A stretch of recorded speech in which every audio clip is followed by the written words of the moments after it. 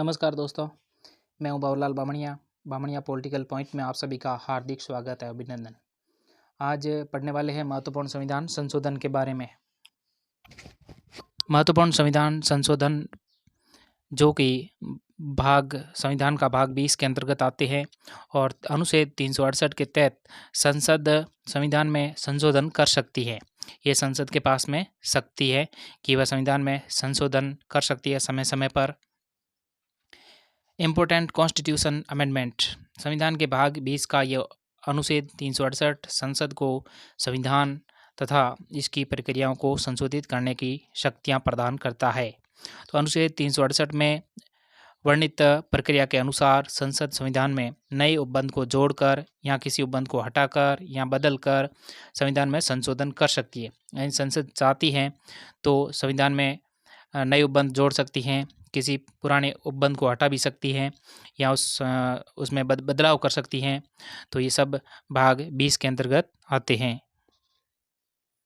अनुच्छेद 368 भाग संविधान का भाग नंबर 20 और अनुच्छेद 368 याद रखना प्यारे दोस्तों, एग्जाम की दृष्टि से बहुत ही इम्पोर्टेंट है। ये जो संविधान में संशोधन करने की प्रक्रिया का प्रावधान है, ये दक्षिण अफ्रीका के संविधान से लिया गया है। दक्षिण अफ्रीका से लिया गया, ये भी इम्पोर्टेंट है, इसको भी याद रखना। आगे बात करते हैं संविधान का पहला संविधान संशोधन कब हुआ था। पहला संविधान संशोधन 1951 में हुआ था, जिसमें 9वीं अनुसूची जोड़ी गई। या 9वीं अनुसूची जोड़ी गई तो मूल संविधान में केवल 8 अनुसूचियाँ थी। जो हमारा भारतीय संविधान है, मूल संविधान है, उसमें 8 अनुसूचियाँ थी, लेकिन वर्तमान में 4 और बढ़ गई है। और वर्तमान में अनुसूचियों की बात करें तो वर्तमान में 12 अनुसूचियाँ हैं। और 12वीं अनुसूची जो कि आगे विस्तार से पढ़ते पढ़ते आगे आएगी, 12वीं अनुसूची नगर निकाय नगर पालिकाओं से संबंधित है। पहला संविधान संशोधन 9वीं अनुसूची को जोड़ा गया। पहला संविधान संशोधन 1951 में 9वीं अनुसूची के तहत भूमि सुधार से संबंधित, यानी भूमि में सुधार, भूमि की उपजाऊ क्षमता बढ़ाने के लिए किस प्रकार से और भूमि में सुधार करने से संबंधित ये प्रावधान पहला संविधान संशोधन और 9वीं अनुसूची में आता है, भूमि सुधार से संबंधित 1951 में। 52वां संविधान संशोधन 10वीं अनुसूची के अंतर्गत आता है। 52वां संविधान संशोधन 10वीं अनुसूची और 1985 में ये जो दल बदल पर अंकुश, यानी दल बदलने वाले हैं, दल बदल राजनेता क्या करते हैं, दल बदल देते हैं, तो इस पर अंकुश लगाने के लिए दल बदल कानून लाया गया 1985 में और ये 10वीं अनुसूची के अंतर्गत इसको रखा गया। ये 52वां संविधान संशोधन है। आगे बात करते हैं 73वां संविधान संशोधन। तो 73वां संविधान संशोधन 11वीं अनुसूची की देन है। 11वीं अनुसूची में जोड़ा गया इसको और 1992-93 की बात है, तो 1992-93 में ये संविधान संशोधन किया गया और पंचायती राज व्यवस्था को लागू कर दिया गया। पंचायती राज व्यवस्था है वह 1992-93 में लागू की गई और 73वां संविधान संशोधन करके इसको याद रखना। और 11वीं अनुसूची के अंतर्गत पंचायती राज व्यवस्था आती है। फिर बात करें 74वें संविधान संशोधन की, तो 74वां संविधान संशोधन जो 12वीं अनुसूची के अंतर्गत और 1992-93 में नगर निकाय या नगर पालिका को जोड़ा गया। नगर निकाय या नगर पालिका ये 12वीं अनुसूची में आती हैं। आगे बात करें 7वां संविधान संशोधन, ये मैं जो संविधान संशोधन की बात कर रही हैं ये क्रम से कर रही हैं और उसमें भी जो महत्वपूर्ण संविधान संशोधन है उसकी बात कर रही हैं, सभी संविधान संशोधन नहीं है। 7वां संविधान संशोधन 1956, भाषाई आधार पर राज्यों का पुनर्गठन। भाषाई आधार पर राज्यों का पुनर्गठन किया गया 7वें संविधान संशोधन में, 1956 की बात है। तो राज्यों के 4 वर्गों की समाप्ति, राज्य को 4 वर्ग है उनकी समाप्ति, भाग क, भाग ख, भाग ग और भाग घ की गई और इनके स्थान पर 14 राज्य और 6 केंद्र शासित प्रदेशों को स्वीकृति दी गई। उस समय 14 राज्य और 6 केंद्र शासित प्रदेश बनाए गए, उनको स्वीकृति दी गई। और भाषाई आधार पर राज्यों का पुनर्गठन, इसको याद रखना है, ये इंपॉर्टेंट पॉइंट यही है, भाषाई आधार पर राज्यों का पुनर्गठन, 7वां संविधान संशोधन 1956। बात करें 10वां संविधान संशोधन की, तो इसमें दादरा एवं नगर हवेली को भारत में शामिल करके केंद्र शासित प्रदेशों का दर्जा दे दिया गया 1961 में।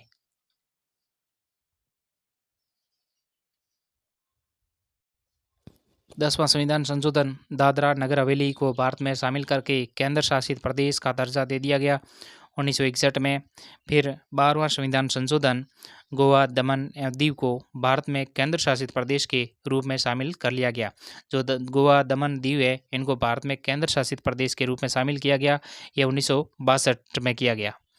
13वां संविधान संशोधन, जो इम्पोर्टेंट संविधान संशोधन है उसके बारे में पढ़ रहे हैं दोस्तों। तो 13वां संविधान संशोधन नागालैंड को विशेष प्रावधान अपनाकर राज्य का दर्जा दे दिया गया। जो नागालैंड राज्य है इनको विशेष प्रावधान अपनाकर यानी इसके बारे में विशेष प्रावधान बनाया गया और विशेष प्रावधान के अंतर्गत इस राज्य को दर्जा दे दिया गया 1962 में। फिर 14वां संविधान संशोधन पुडुचेरी को केंद्र शासित प्रदेश के रूप में भारत में केंद्र शासित प्रदेश इसको बना लिया गया, केंद्र शासित कर लिया गया और ये 1963 की बात है।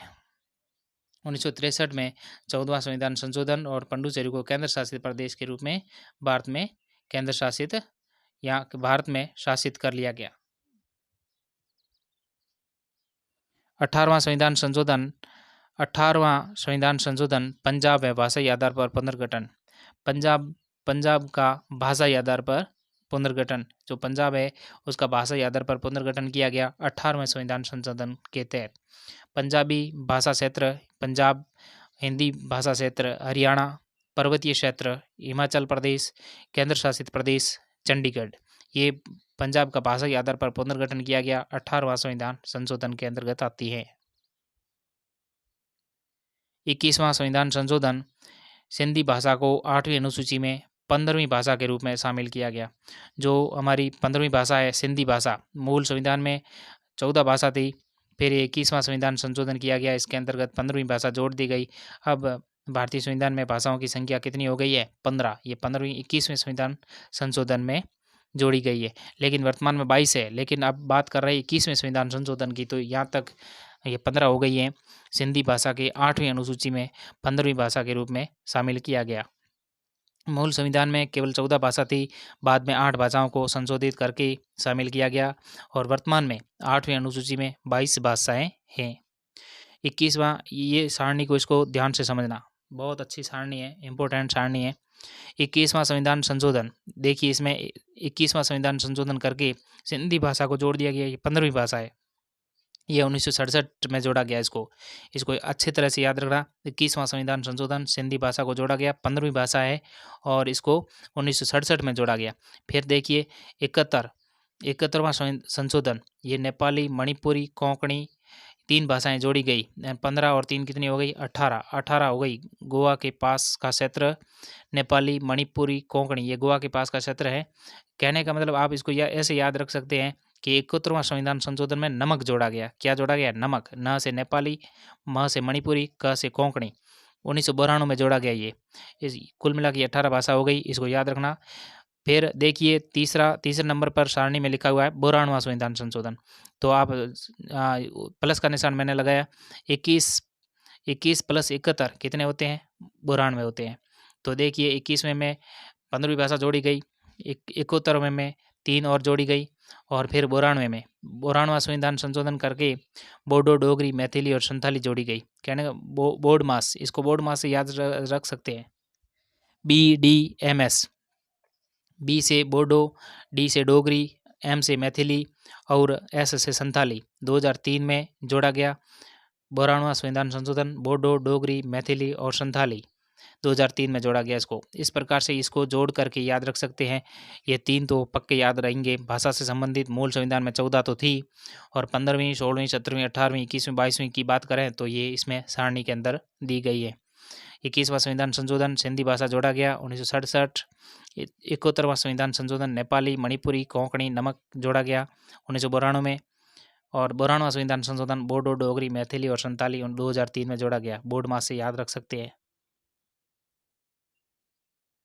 आगे 22वां संविधान संशोधन, इसके द्वारा असम से अलग करके एक नया राज्य कौन सा बनाया गया? मेघालय। एक नया राज्य मेघालय बनाया गया 1969 में। 1969 में 22वां संविधान संशोधन करके असम से अलग करके एक नया राज्य मेघालय बनाया गया।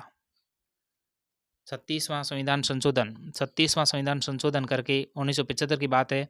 36वां संविधान संशोधन 1975 में इसके अंतर्गत सिक्किम को भारत का 22वां राज्य बनाया गया। जो सिक्किम है इसको भारत का राज्य की संख्या माने तो 22वां, कहने का मतलब अंतर्गत सिक्किम भारत का 22वां राज्य बन गया 1975 में 36वां संविधान संशोधन करके। फिर आगे 42वें संविधान संशोधन की बात करें तो ये इंपॉर्टेंट है, इसको लघु संविधान भी कहते हैं। 42वां संविधान संशोधन 1976 की बात है। इसके द्वारा संविधान में व्यापक परिवर्तन लाए गए, यानी व्यापक यानी बहुत बड़े स्तर पर परिवर्तन लाए गए, इसलिए इसको लघु संविधान भी कह सकते हैं, जिस कारण इसे लघु संविधान के रूप में भी जाना जाता है। संविधान की प्रस्तावना में 3 नए शब्द जोड़े गए। कब जोड़े गए? 42वां संविधान संशोधन 1976 के अंतर्गत। 42वें संविधान संशोधन 1976 के अंतर्गत 3 नए शब्द जोड़े गए। कौन कौन से हैं? समाजवादी, पंथनिरपेक्ष, एकता और अखंडता। इसको याद रख सकते हैं, समाजवादी, पंथनिरपेक्ष, एकता और अखंडता। इम्पोर्टेंट बात इसमें क्या है कि 24 अप्रैल 1973 13 जजों की बेंच बैठती हैं।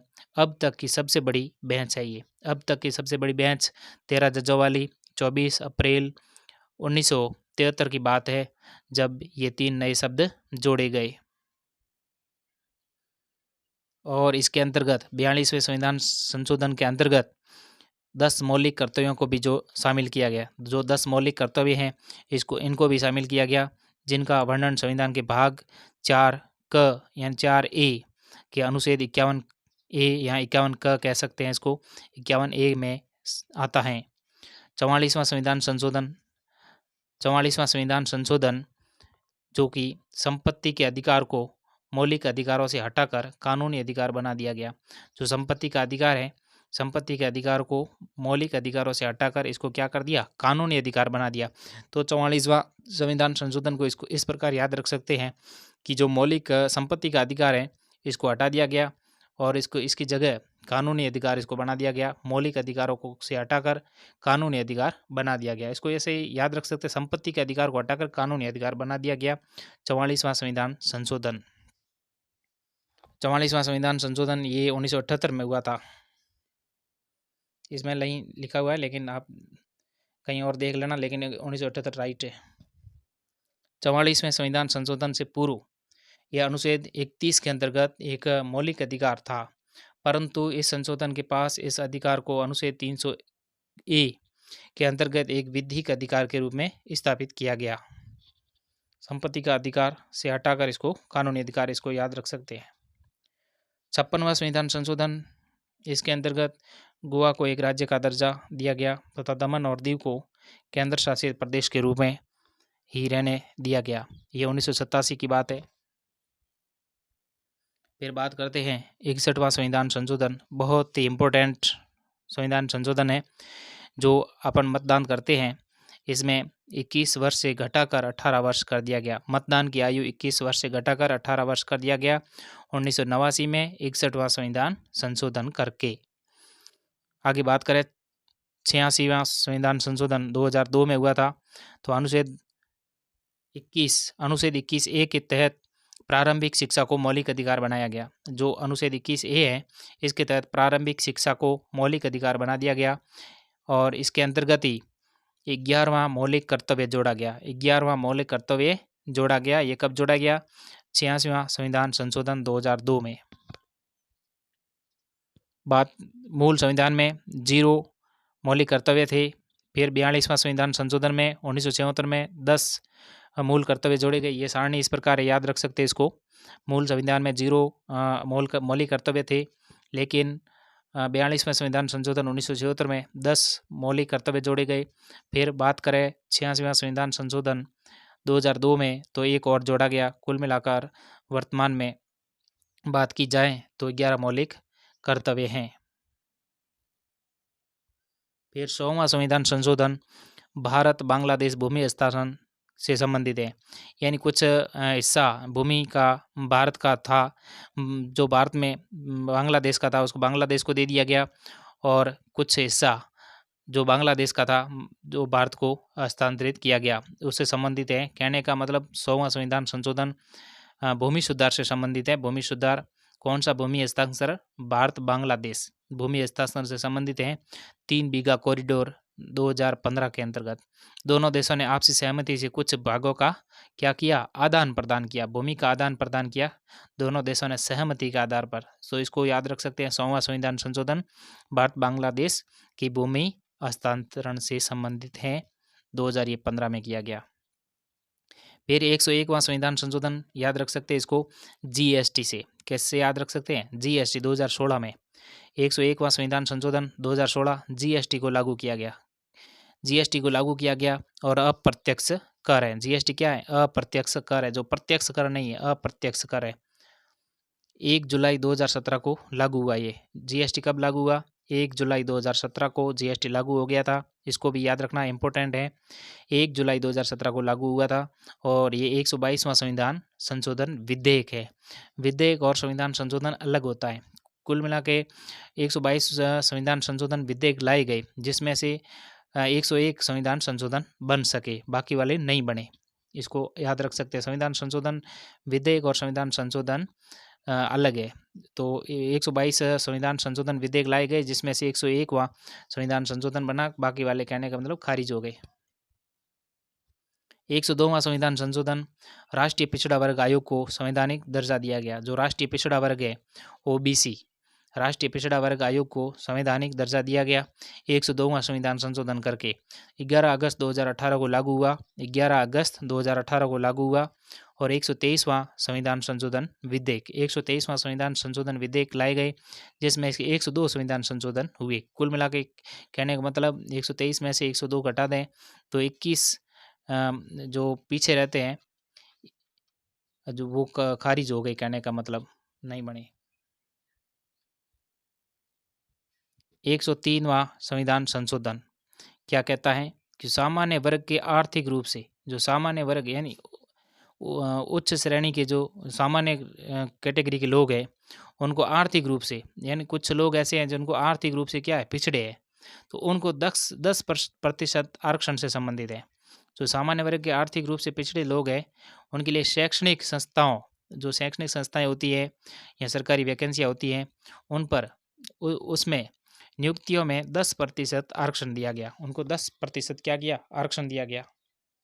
12 जनवरी 2019 को लागू हुआ। ये कब लागू हुआ? 12 जनवरी 2019 को लागू हुआ। और 124वां संविधान संशोधन विधेयक है 124वां, इसको भी याद रख सकते हैं। 104वां संविधान संशोधन, 104वां संविधान संशोधन ये लोकसभा व राज्यसभा की विधानसभाओं में SC/ST समुदाय के आरक्षण को 2030 तक के लिए बढ़ा दिया गया। जो SC/ST समुदाय के लोग हैं या SC/ST समुदाय के से संबंधित हैं, जो आरक्षण की बात है वो 2030 तक के लिए बढ़ा दी गई। लोकसभा और राज्यसभा की विधानसभाओं में, कहाँ पर? लोकसभा और राज्यसभा की विधानसभाओं में SC/ST समुदाय के आरक्षण को 2030 तक के लिए बढ़ा दिया गया 104वां संविधान संशोधन करके। लोकसभा व राज्य की विधानसभाओं में आंग्ल भारतीय समुदाय, जो आंग्ल भारतीय समुदाय होते हैं के लिए आरक्षित सीटों के प्रावधान को हटा दिया गया। आपने सुना होगा लोकसभा व राज्य विधानसभाओं में कि 2 आंग्ल भारतीय से संबंधित होंगे, तो उनको हटा दिया गया है। लोकसभा राज्य की विधानसभा में आंग्ल भारतीय समुदाय के लिए आरक्षित सीटों के प्रावधान को हटा दिया गया है और ये 126वां संविधान संशोधन विधेयक था। इस टॉपिक में लास्ट बात करते हैं 105वां संविधान संशोधन की। तो राज्यों को ओबीसी सूची बनाने का अधिकार दे दिया गया। तो राज्यों को क्या अधिकार दे दिया गया कि ओबीसी सूची बना दो आप, जो ओबीसी के लोग कितने हैं उसकी सूची बनाने का अधिकार दे दिया गया। लेकिन कई राज्यों में अभी भी ओबीसी सूचियाँ नहीं जारी की गई है। तो 105वां संविधान संशोधन राज्यों को ओबीसी सूची बनाने का अधिकार दे दिया गया और 127वां संविधान संशोधन विधेयक है। राष्ट्रपति रामनाथ कोविंद ने 18 अगस्त 2021 को 105वें संविधान संशोधन अधिनियम 2021 को अपनी स्वीकृति दे दी है। उन्होंने स्वीकृति दे दी कि यह जो ओबीसी वाला सूची वाला जो कानून है ये पास हो गया है। तो राज्यों को ओबीसी सूची बनाने का अधिकार दे दिया गया और 127वां संविधान संशोधन विधेयक पारित हो गया। राष्ट्रपति रामनाथ कोविंद ने 18 अगस्त 2021 को 105वें संविधान संशोधन अधिनियम 2021 को अपनी स्वीकृति दे दी है। इसी के साथ ही ये महत्वपूर्ण संविधान संशोधन थे। इससे संबंधित टॉपिक यहीं समाप्त करता हूँ। धन्यवाद दोस्तों।